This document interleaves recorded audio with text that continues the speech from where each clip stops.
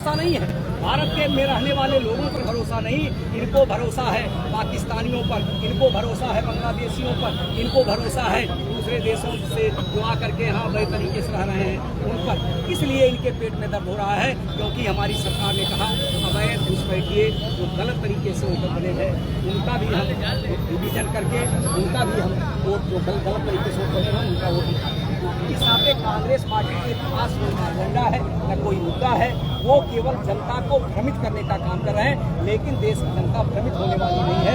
देश की जनता को जब समझ में आया, उसी लोकसभा चुनाव में महाराष्ट्र में थोड़ा सा गलतफहमी फैला दिए, हमको कुछ कम सीटें मिली, लेकिन 2, 3, 4 महीने बाद जब महाराष्ट्र की जनता को समझ में आया, हरियाणा की जनता को समझ में आया, दिल्ली की जनता को समझ में आया कि ये सब भ्रम है और ये गलत बातों का प्रचार कांग्रेस पार्टी कर रही है, तो वही जनता फिर मोदी जी को प्रचंड बहुमत के साथ भारतीय जनता पार्टी को जिताने का काम की है। आने वाले समय में बिहार में भी हम सरकार बनाएंगे, पश्चिम बंगाल में भी हम सरकार बनाएंगे और असम का तो मैं प्रभारी ही हूँ।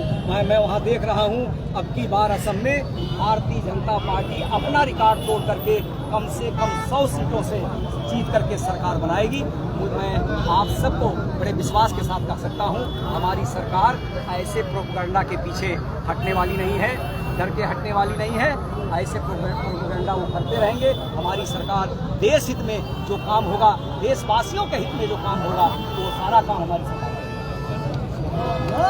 भारत माता की जय।